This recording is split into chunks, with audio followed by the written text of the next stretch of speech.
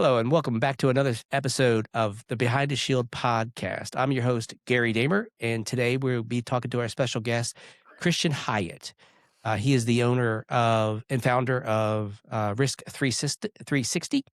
And what's really cool is, many companies, really are chasing growth, but few really try to chase growth, but actually try to build something that lasts. Today we're going to chat with you about how you do both at the same time. So if you wouldn't mind talking to me about how you're building your company and you're building it with this kind of built to last kind of mindset. Yeah, So, definitely. I think we're similar ethos there, Gary. Both of us I think culture first, built to last. You have the book on your desk there. Another way that I think yeah, inspired absolutely. both of us and some of our thinking here. But yeah, I mean, Risk 360 at a high level, we're a cybersecurity company. We do professional services, but we also have a GRC platform and a C10 platform. So that makes us a little bit unique in our space, Gary, where a lot of the companies who have any sort of SaaS platform or have cybersecurity or AI in any way, there's just a ton of temptation to take the high growth funded route and then try to take their moonshot and become the billion-dollar company. And I respect the companies that do that. I think there's a lot of good reasons to do that. But me and my co-founder in our business over the last 10 years, we've just decided to take a little bit different approach and try to build a culture first, evergreen company. Um, Mostly because we want to be able to focus on our most important stakeholders, which for us is our customers and our team members. And I think when you have no outside capital, it affords you some flexibility to be able to do that. And maybe we'll talk about a little later, but I think there's a distinct competitive advantage of running a business that way too that we found over time. So that was I didn't know all that when I started the business. I thought we were That was one of just my questions I was yeah gonna ask you. So yeah. I so think when I you think I first just started when you yeah. I think I just thought I was just doing it the way that made sense for me, and Right. then over the years, I've come to understand that this is a way of doing business, um, and I guess I'm gonna put words to the feelings I've had along the way, but Yeah, I think for me, when I started, 19 years ago in a few months, that's kinda crazy for me. yeah, I wasn't sure whether or not I wanted to be just an individual contributor, like a 1099 and just go off and, sell my subject matter expertise, or did I really wanna go off and build a business? And initially, I really thought I would wanted to be the individual contributor, and so I went and I did a few things here and there, mostly helping with security program management and implementation of PCI, if you remember PCI and PCI rules. oh, yeah, But over time, I realized what I do best because that's where my history is. My history really is building large programs and building large teams and then delivering large sets of services to people. So I really felt that I was a force multiplier and that I could really focus on managing others to help build a really large business. And that's kind of what we've done, not as fast as I wanted to, because when you don't have the large names behind you or the large funds to help you market and sell, it's hard to get people brand aware of who you are. And I'm not quite sure exactly when it was, but I can pinpoint the moment that I knew I wanted to be an evergreen company. I actually met a gentleman at an event up in Boone, North Carolina. His name is Pete Cato. He is a fellow tugboat member, and he runs a company called ECRS out of Boone, and they develop point of sales solutions for lots of different grocery chains and hardware stores and stuff like that. And when I told him what I was trying to do down here in North Wilkesboro, and he said, "Well, I'll tell you exactly what you're doing." yeah, I'm like, "Oh, okay, cool." He says, "You're trying to build an evergreen company." So I didn't know it from the start either. I knew what I knew what the label was once, he described it to me. And then, I forgot about it for years, and then a few years later, I saw that he got certified as an evergreen company. I said, "Man, I should look back into that again." And that's when I applied, was right after he got certified. So, it's a great concept, kind of, around paced growth. You're not always chasing that, 150% growth numbers, or yep, you don't have board members breathing down your neck to tell you exactly what you want to do. And for us, I think that is the biggest thing. So we can build something that lasts, and then we can build something that grows over time. I think it for our customers, it gives them better long term realization that we're going to be here tomorrow. We're going to be here next week. We're going to be here 4 years from now, and we're not going to sell to a competitor. And next thing you know, everything that they've invested into us is gone. Yeah. So I think I what's your think I thoughts always on kind of that perspective? Yeah, I think I always had. So I always wanted to start a business. So I started my career at Grant Thornton, which is in the U.S. 50,000 person consulting firm. Oh yeah. They had Hmm. a cyber arm, which is how I got recruited into that. They were kind of spinning up a national practice, and I was actually blessed at the time to join that practice because the things I got to do were, for example, there weren't proposal templates like selling into customers. They didn't know that. So as an Right. associate, I had the opportunity to like help develop the proposal templates and sell into customers. There weren't report deliverables. There weren't methodologies for doing cybersecurity assessments necessarily. So I think I kind of got early exposure to just developing stuff from scratch. So it was just an amazing opportunity. And a lot of that building from scratch, I got to apply later at Risk 360. But I always had something inside of me where I wanted to start a business. Like I have journals full of like just like Mm. brainstorming on, I want to start a business, trying to find the courage within myself to do it. Um, you know, so I knew I was going to start a business. I got more and more leadership opportunities and finally just made the leap. But looking back on my life, like neither of my parents even graduated high school, Gary, but they were Uh, always supportive. My dad, he did landscaping work and handyman work. So he was an entrepreneur, a sole entrepreneur in his own right, but always just kind of making ends meet. And as I've kind of reflected on my life, I'm like, I think to my father's credit, like he kind of like it made entrepreneurship not scary to me. I wasn't right. quite as risk averse. Also, I was coming from nothing, so like What do I you have wasn't to afraid of lose, right? losing stuff. Yeah, so that exposure at Grant Thornton kind of gave me some confidence that I could sell into the enterprise, gave me an awareness of the market.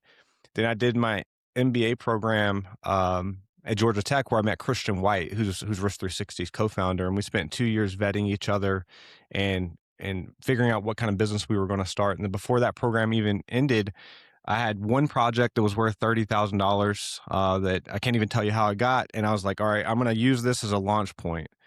Jumped off, and then one thing ran into another, and we built the business.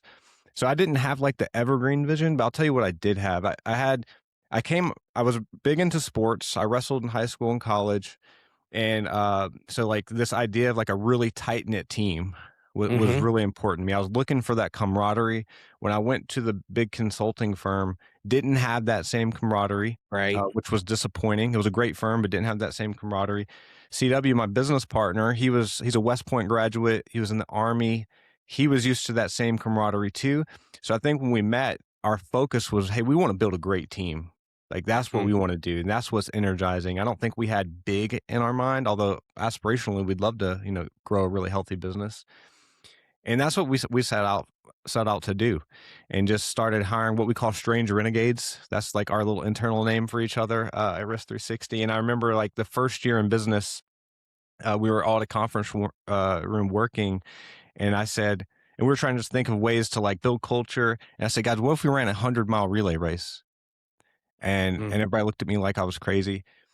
But then we found one that was here in North Georgia called the General 100, and we invited Wow. customers to it. And we rented this RV, Gary, that ended up losing its air conditioner. The idea was get this RV and it's going to be like comfortable, in between legs. Well, Right. it'll be comfortable, but the AC went out. It was like 90 degrees in October, which was like record setting in October.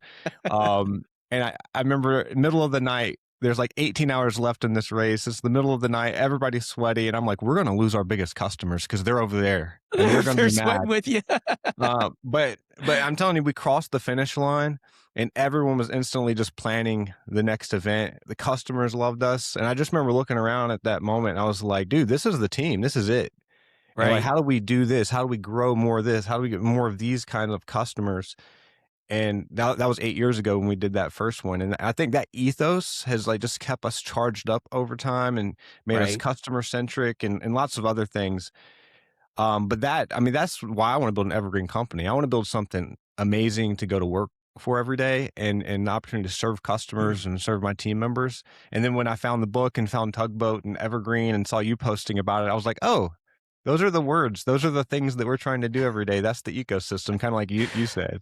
Yeah, exactly. That's the peanut butter to my jelly, you know? Yeah, yeah, It was really, really cool. Like I said, when I first started talking to Pete about it, and it was the realization of that is the company that I'm building down here in the mountains of North Carolina. And it's really cool to be able, if you think about it, you know, you're outside of Atlanta, right? That's where right. you're located. Yep. Yeah, we're kind of in the middle of nowhere. So to be able to do what we do from where we do it at, we have to have those dedicated people to do it. And the same thing with the customers. And I feel that our customers love what we do for 'em. Every single day we get unbelievable compliments from what and how we handle it. Now we're not the flashiest, you know, we're not the most pristine, you know, but we get the job done and we get them to value what we do faster. And it's not that what we do is of value. It is, but really ultimately for their business value, it's they wanna be able to sell more things or they wanna be able to do more things. So our security thing is just one more hurdle that they have to get through, in order to achieve the certification or drive, that piece of the business. And for me, when we made that pivot into this kind of, security compliance, security kind of space, I knew that was gonna be kind of where we continue to grow out of. We've been doing consulting before that, helping our customers kind of figure out what they wanted to do, but here we actually knew a good solid path for them, to go down. So, you know, for me, that was kind of the moment I knew that this is what we wanted to build our business around. And we've been in business for 19 years, but I said the last 12 years of it has really been focused in this kind of compliance space, you know, in this security engineering space, or what I Yep. call system security engineering. You're hearing other folks call it GRC engineering. You know, when was it that you knew that that was the thing for you guys? You know, for your specialty area as well. You know. Yeah. I think, I mean, when we started the business, CW and I, it was like, it was very practical in the sense that if you look at the first year, we were doing consulting work on almost anything in the security and compliance domain that we could get. We were just, Hmm. grateful to have the work. Hmm. So we cut our teeth in just consulting, and I think the benefit of cutting your teeth in like hands-on consulting where the founders are doing the work is that we were talking to customers every single day and we were Right. just attached to the problems. And, Hmm. and so we understood them in a very nuanced way that if you're trying to build a product or manage a team and you're not dealing with the problem, you're not shoveling the snow yourself, you don't Right. understand it. Hmm. So we spent a couple years doing that. And primarily what we were doing is doing advisory around companies trying to build compliance programs and build security programs. This was 10 years ago. So at the time, there weren't really like GRC platforms the way there are now. So what we decided, we said, hey, look, let's take a vow of poverty and reinvest in building a platform to help our customers manage the program we're building. So rather than delivering them an Excel spreadsheet and Word documents and reports, let's build a platform that's something for them to go do stuff in afterwards. And everyone knows Vantage, Drata, and all those tools now, but those were still in Y Combinator. Those didn't exist really at the Right. time when we were building this. So that's what we started building. And and we kept doing consulting work, and then we give the platform as a value add. We hired an engineer and then an engineering team to keep developing that. And the feedback we got regarding the platform was every time someone would get in it, they'd be like, I can tell people who do this work every day built this platform. It's Mhm. not like us, it's a whole engineering team building features that don't make sense. It was just always really good feedback. And then we started landing some enterprise customers in that platform, like Fortune 100 type customers. And I think that little flywheel we created, like keep doing the consulting, build the platform. The platform makes the consulting better. The consulting makes the platform better. And we had this niche where if customers had this really complex compliance program, multiple frameworks, multiple business units, it was like we were nailing it and we could beat any competitor. And, that was 3, 4 years into our business. And I think that's when I kind of got some conviction. I was like, hold on a second. Like we can beat the big guys. Like regardless of no one's ever heard of Risk 360. So that's the barrier we had to conquer. I But had once never they heard of them until you guys called me one day. yeah, and then you hop in, but when we get in there, they're like, these guys do great work. The Yep. platform's awesome. And then like kind of the flywheel spins, And then and you then we have the try to guys scale who that talk up. well about you as well, right? So you have not only your customers talk well about you, But you have auditors who come in and audit your work, also talk good Yeah. about you as well. I But mean, we call it, I've seen. yeah, Yep. craftsmanship. It's like Yep. real knows real in a way. So like when other people were looking under the covers, inspecting our work, they were like, "Hey, the guys who are consulting like really know their stuff." And B, this platform's awesome. It really works well, and and then like you said, then word starts to spread. It's like the overnight success for a story 10 years in the making. Like I've been around I'm 10 right there, years and people are just right now hearing about you, there, but it's right slow. there It's with you. slower growing. We didn't have Yep. millions of dollars to throw on billboards and funding, but I feel like our foundation is extremely strong. And when people do business with us, they Yeah. like us. What what I find, and maybe this is just my small world view of it, but I find folks who do the kind of work that we do, it is very difficult for them to be evergreen type companies. But if you approach it in the manner that you've approached it, which is, to be honest with you, the exact same way that we approach it. When we when we got into the acceleration business, acceleration of authorizations to operate, I drew this chart up on our whiteboard that basically said, here's our competitors. They're tools. They sell tools. We sell services, and then we drag the tools with us. And then we implement, those accelerations through that platform. So we can customize things for our customers, on a day-to-day basis. Because like you said, we lived it, we breathed it, we were on the other side of auditors for years. And that's what allowed us to do that, what you call the craftsmanship, perspective, because we live the craft. So we built systems that would make our jobs easier, and then it makes our customers' jobs easier as well. Now, we didn't truly get, truly get into the kind of GRC kind of perspective until the last, say, 3 to 5 years.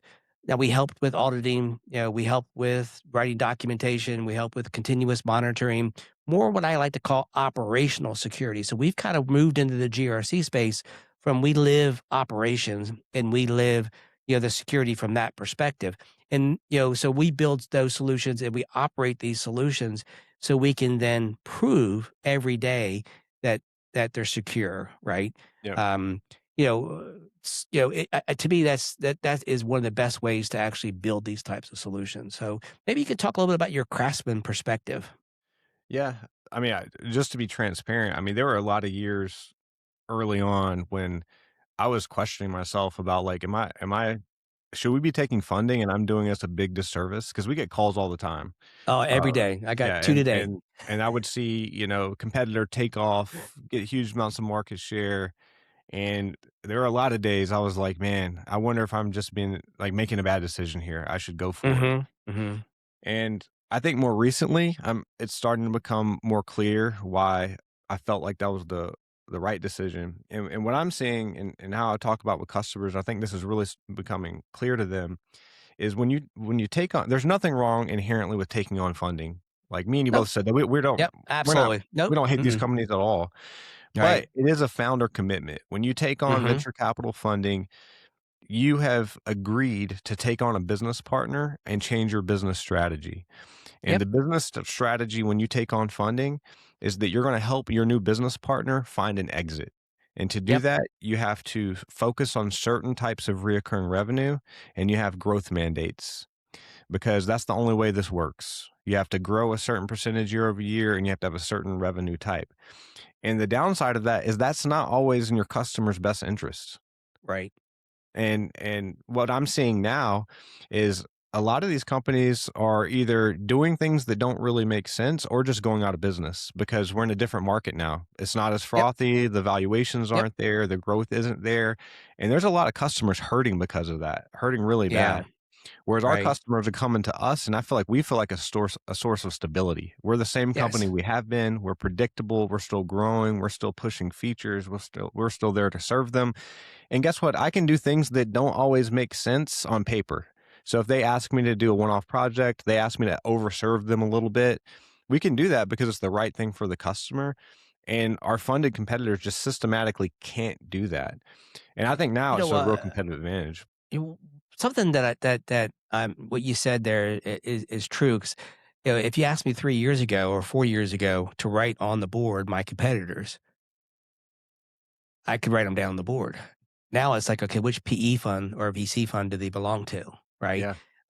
I think most of my competitors, not all of them, but many of them have been purchased, and they're not the same company as they were a few years back. good, bad, and different. I don't compete with them as much because they're looking at different deals differently, and I think that we can help our customers, for the long term. Hey, if you want to do something with somebody, we can help them figure out what that solution is to the challenge that they have. And I Yeah. think some of these other companies may not be able to support them in that way. So, Yeah, I mean, I talked to a lot of CISOs. There's like this societal thing going on, and then something specific with CISOs hmm too. It's like I they're fatigued. I'll tell you that. Like they're oh, I tired of bet. being sold to. Like hmm every call, every conference. And I don't fault anybody for that. Like sales guys got mm to go out and sell. I do it all the time. Yep. But they're tired of being sold to. They're tired of being, I think, overpromised and underdelivered. And there's also this thing going on, I think, where it's just interesting as a society where you can there's like a yin and a yang. And what I mean, let me explain. So we're in this world where you can be visible to everyone but close to no one. Right. You know what I mean? Because of social Oh yeah. media and because of networking. hmm But like sometimes you see your neighbor on the internet more than you see him next to you. Next door, So like right? so Out, there's out on like the this front porch. yeah, so there's this like absence of community, I think, that everyone's feeling personally and professionally. So like what I'm hearing from our closest customers and just CISOs broadly is they're looking for a partner. right. Like, they know there's lots of technology to choose from. They know they're gonna see the same vendors at every conference, but really when they meet someone who talks to them like a person, makes a commitment, meets that commitment, it's like a breath of fresh air. Right. And I just think that's in the water right now. Everyone wants a partner that is going to treat them like an individual and be good to them, and when they find it, it means something to them. And I think that's where, like, companies like yours and mine that can slow down, treat someone like a human, look them in the eye and make a commitment and then follow up on that commitment and hit it, like, that in itself is a competitive advantage in the world that we live in right now. Right. So, you in the GRC space, let me flip it back over to the technology and the industry that we're in as well. What do you see are the leading challenges that the CISOs are running into from a technology standpoint? From Yeah. a compliance standpoint, from I need to have this certification or I need to have this thing in place. What are the top 3 to 5 things that you see that they're struggling with and that you're helping them solve today? Yeah, I think there's a couple of dynamics going on. I think the primary one is that business executives, including CISOs, are facing this world where, um, for the last 10 years, security budgets have just been up and to the right every single year, no question. Over the last couple years, we've seen budgets go flat or maybe even down. So the pressure that they're getting is, hey, I need you to do all the stuff you've always done, all the compliance stuff, all the security stuff, but I need you to do it with less resources, probably hmm less people. And by the way, I need you to figure out how to use AI to do that. That's just the Right. mandate. And so the CISOs I'm talking to, that's the mandate, but there's no clear plan. Like, how should I use AI? How should I get more efficient? So it's up to them to figure that out.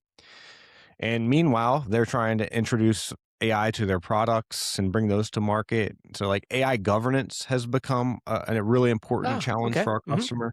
I think we're the number one ISO 42001 implementers in the country right now. We're doing a ton of those for big companies for two reasons. One, because they're trying to fix the AI governance issue, and number two, they need the certification because they're bringing products to the market and they're trying to get customer trust there. And then just coaching our clients through, like, what are some ways that you can find efficiencies? How do you pull off that do more with less strategy? So, for example, in Full Circle, we've built a bunch of agentic AI agent suites that we call them to do things like process evidence, test evidence, do vendor risk management, do risk management. That way, it takes the human. They don't have to staff up to do that. They can leverage AI with their existing team to do that. So that's the whole. That's what I'm saying. It's AI governance. It's my company's telling me to do more with less, how to actually find those efficiency opportunities. And by the way, I still have this whole program that I have to maintain and manage.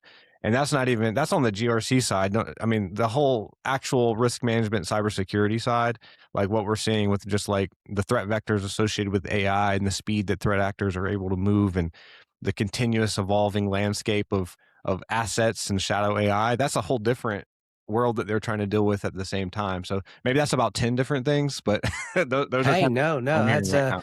that's a good plate to get your head wrapped around. We're seeing a lot of AI it definitely be in struggles. I think a lot of folks are, still trying to figure out how to use it in their day-to-day perspective, and then how to integrate it into their products, just like what you just described. And then, AI governance. What I feel is a lot of people have these like policies and procedures already built in, but they're not built to say specifically AI. But I think the general rules and practices are still there. And I think some people are looking for the specificity around, I need an AI policy, or I need this. And I'm like, why? It's already in your policy that you don't use public tools for your for your work. So why do you need that? And then even from a governance perspective, I still see it's this to me. It's the same or similar to system interfaces or system connections. It's just maybe you're connecting to it with an agent as opposed to another API, right? An API is an API, in my opinion. Um, so when you say AI governance, what are they struggling with there? Is it what do Yeah. you see here? I think there's kind of one non-technical thing, one technical thing. Okay. On the non-technical front, I think they're struggling with decision making. Like that, like, okay, I have an AI governance committee. How do I intake and make decisions and then roll that out to the company? And the specific gap I see is I think there's this adjustment period where folks in cybersecurity really have to work hard to understand their company's true risk appetite.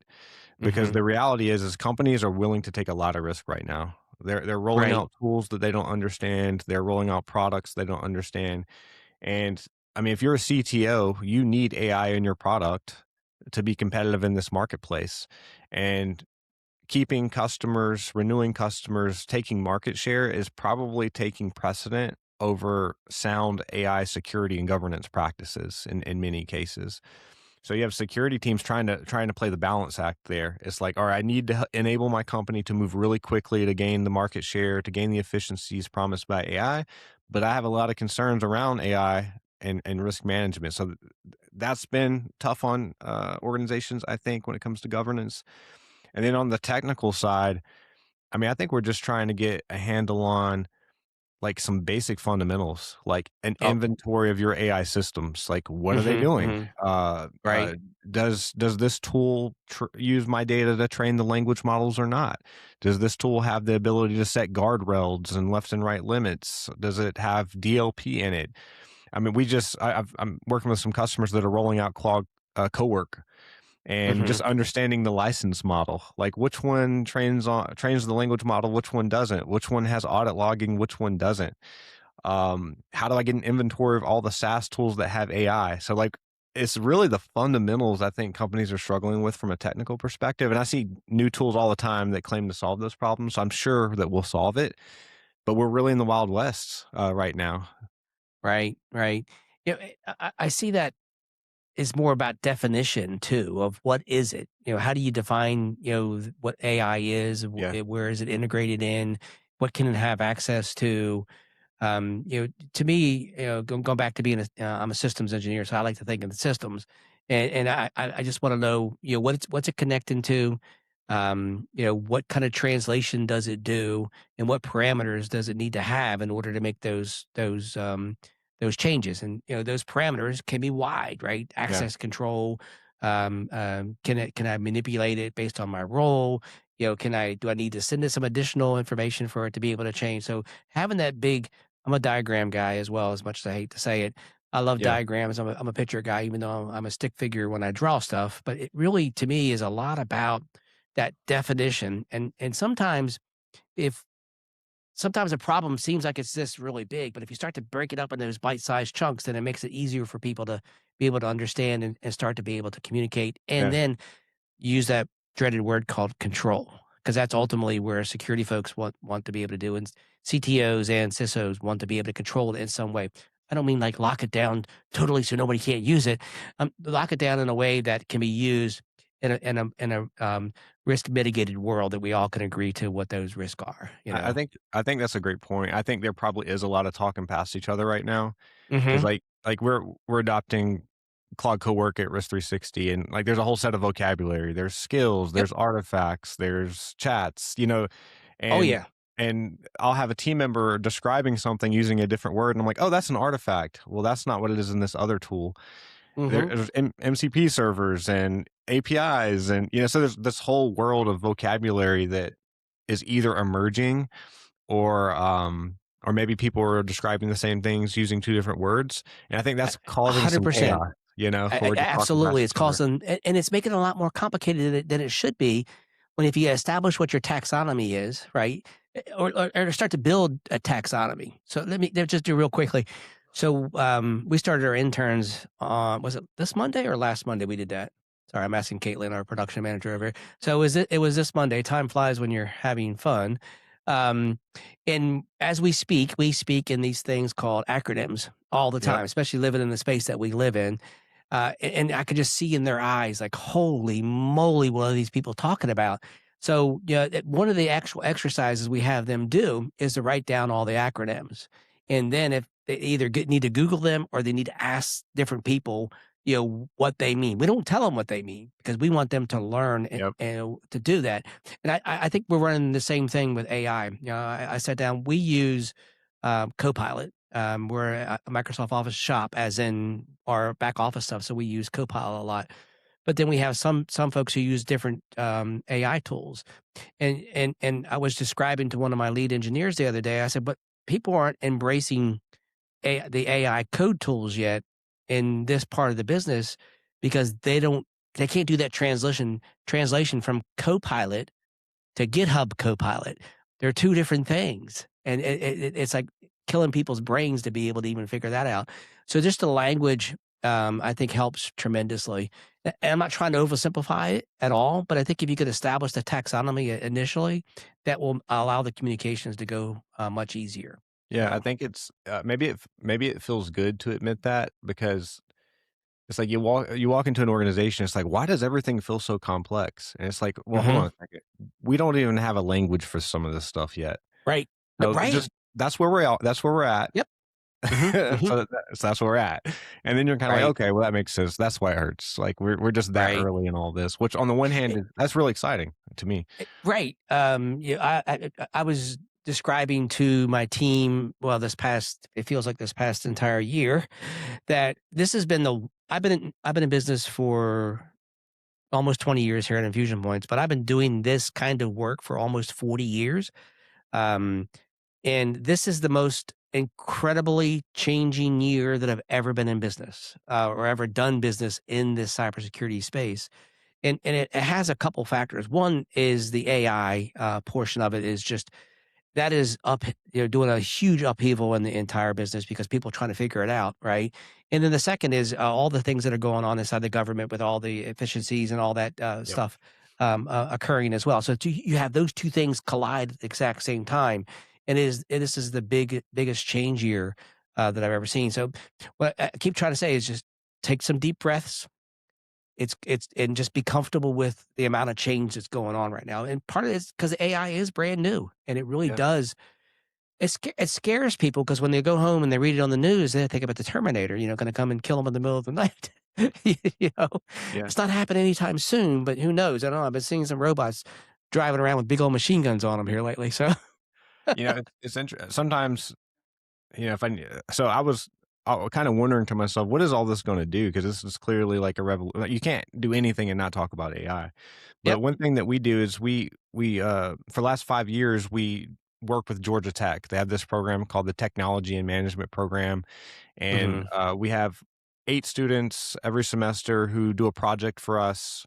And then they pitch the project, they build stuff, so we get a lot of interaction with them, and then we hire a bunch of them.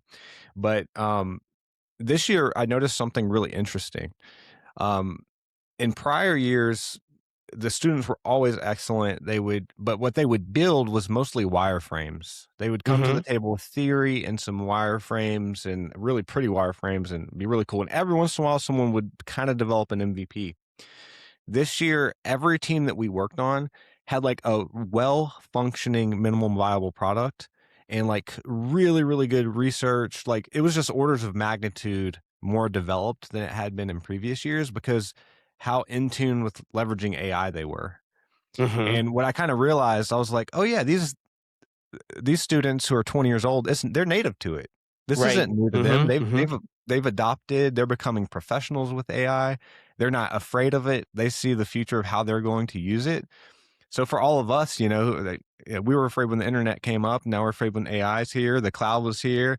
But for the emerging talent, it's native to them. So I felt a little better. I was like, okay, the world's not going to end. Like they're going to figure out Right, the next way to use all of this that I can't even think of right now. We're going to be right. okay.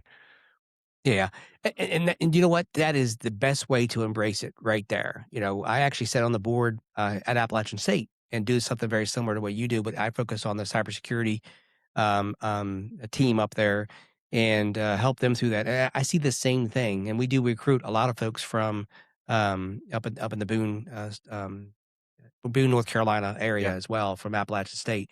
I think this year, though, I think we have a wide variety of schools that we're representing, but I think it's the same way. A lot of them know what it is. They can spell AI, which is pretty good, right? Yeah. So, and hopefully they're learning how to ask the right questions. I was telling somebody, I think it was just this morning.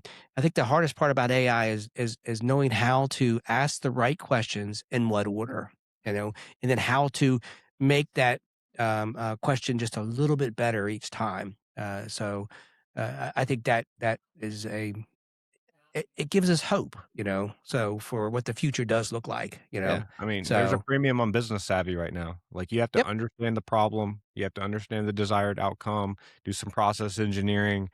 The technical barrier may be a little lower, but you still have to have, like, a really good business sense. So, from that perspective, it's kind of exciting. Like, people can focus on problems and solutions and get them solved.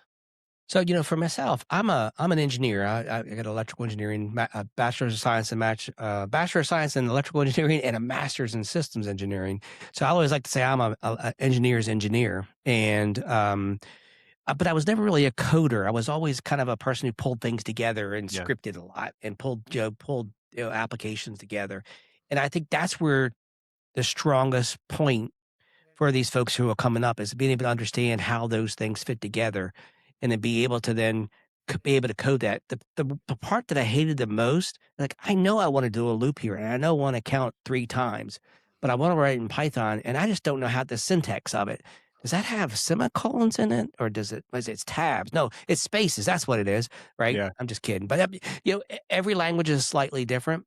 But all of the same concepts are there. So you spend more time learning the syntax of that specific language. And cares about syntax, right? Um, you know, that's where a lot of people struggle with. And that's why a lot of people give up at programming, but they're logical people. They can think logically. And if you can think logically, then you can program inside of AI. And I think that's the way we need to think about it, right? Is yeah, you want to be able to program it from an AI perspective is describe to me X. yeah. Then why are you doing it that way? Give me a line by line explanation of what you did. And if we leverage it that way, I think we're going to be able to do things a lot faster. I mean, So I think that's how our industry and careers are gonna change is in our world of GRC.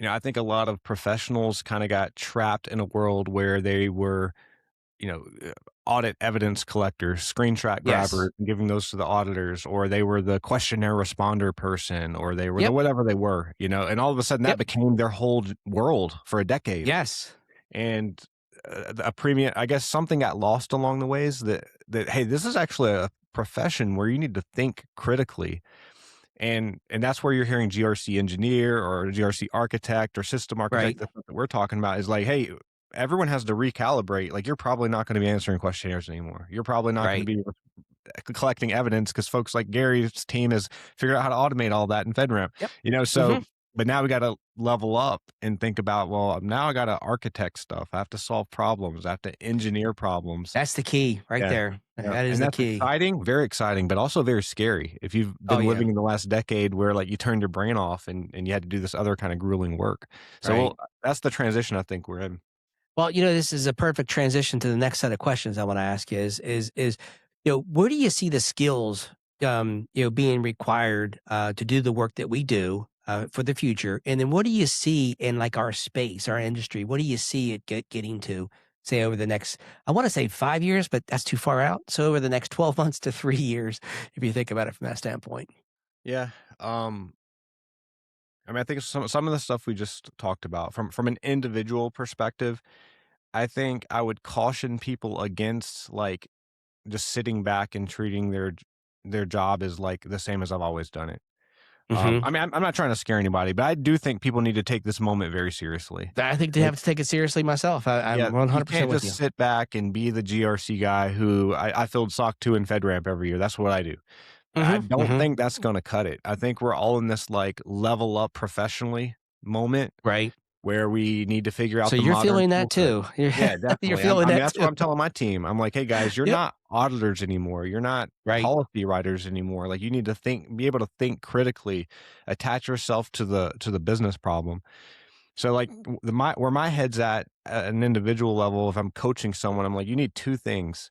You need to have some business savvy, like really Hmm. understand what your business is trying to accomplish, and then how that falls down into security and GRC.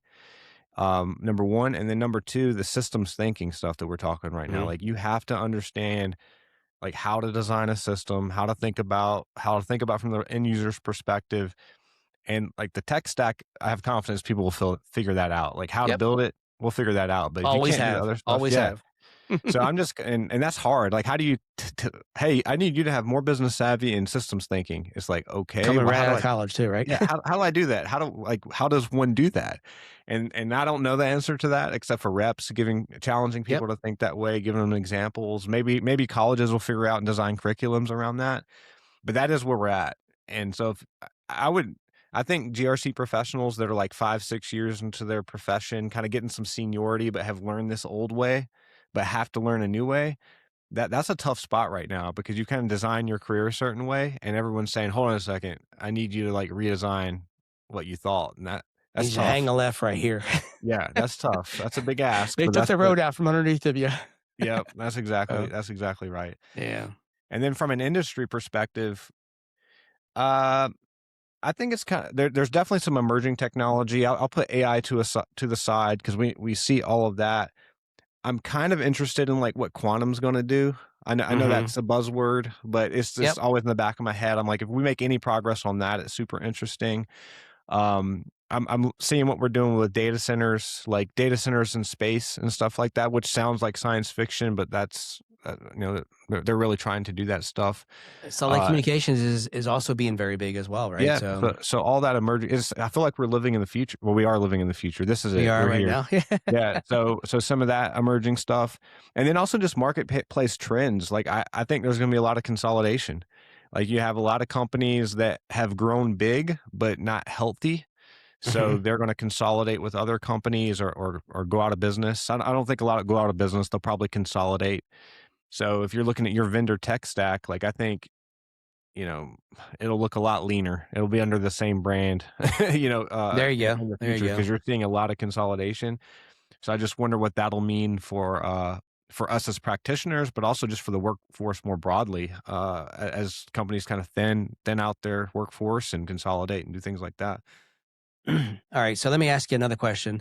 In this one, I'm gonna have to start by saying I am completely envious of you. You have found time to sit back and write not just one book and not just two, but is there a third, or am I dreaming that? If you count the kids book, there's Oh, three.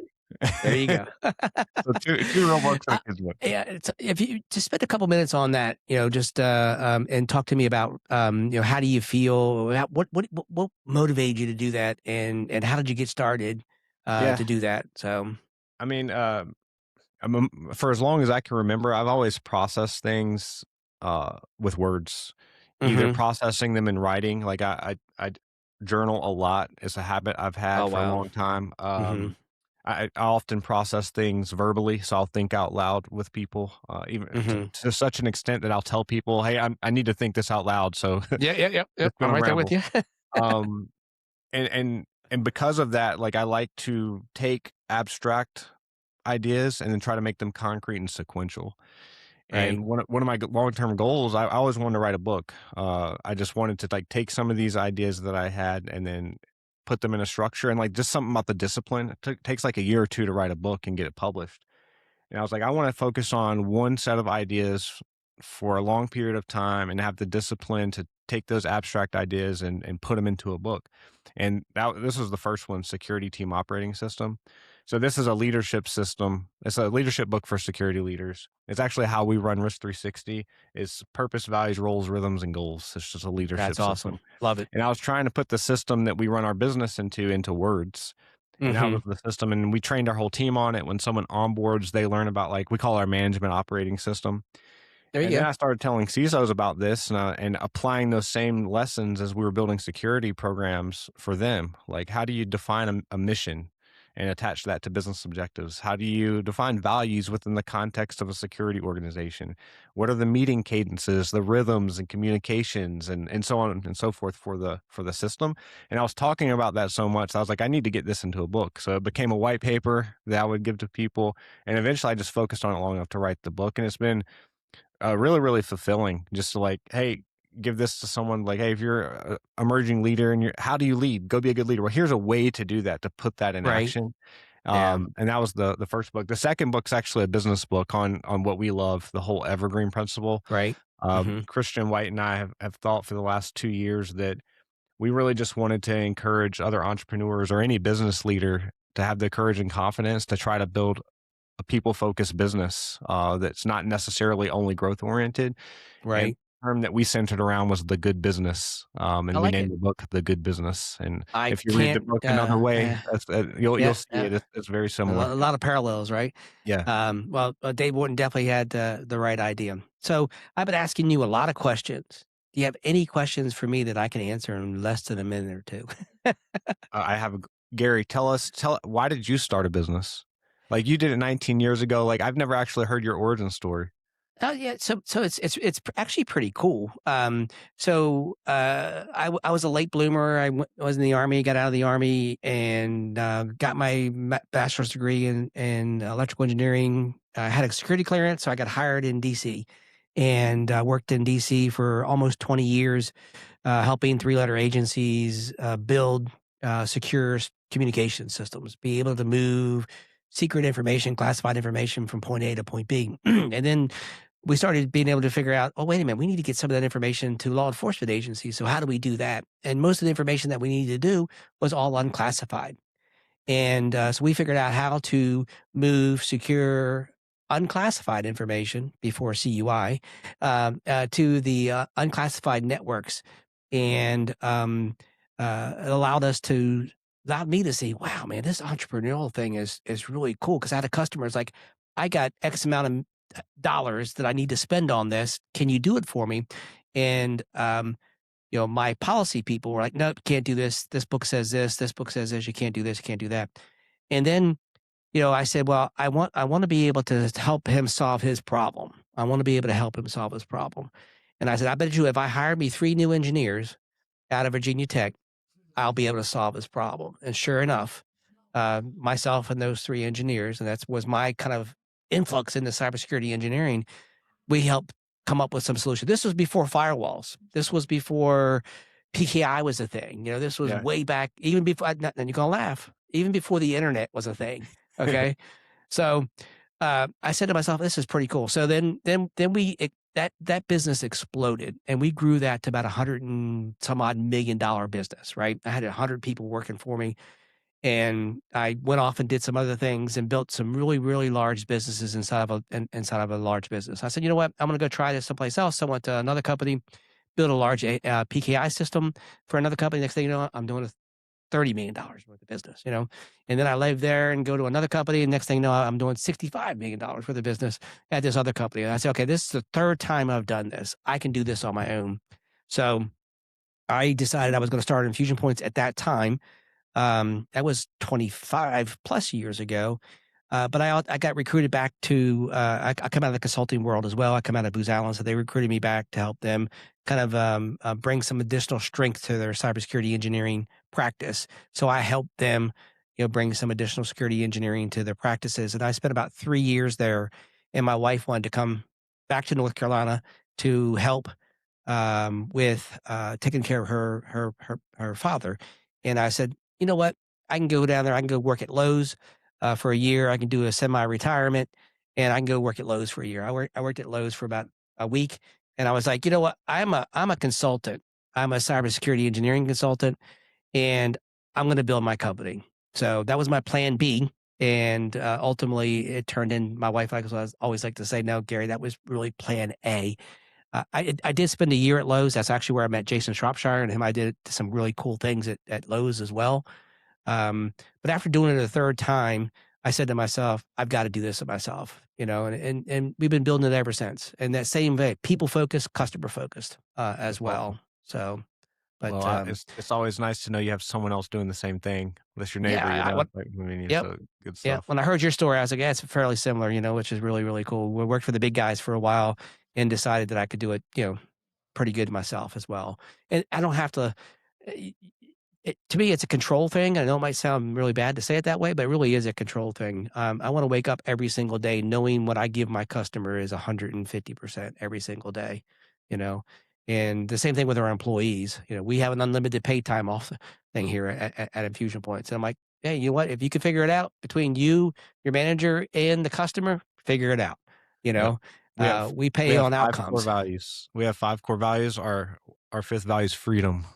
Oh, So I like that. same I vein, like that. same vein. Yeah. Yep. Yeah, that's cool. That's cool. Well, I do have 2, maybe 3 questions. I probably won't get to all of them, but let me ask you one key thing. If you were to recommend a book for somebody to read, what would it be? Oh, one book. The book of Ecclesiastes in the Bible.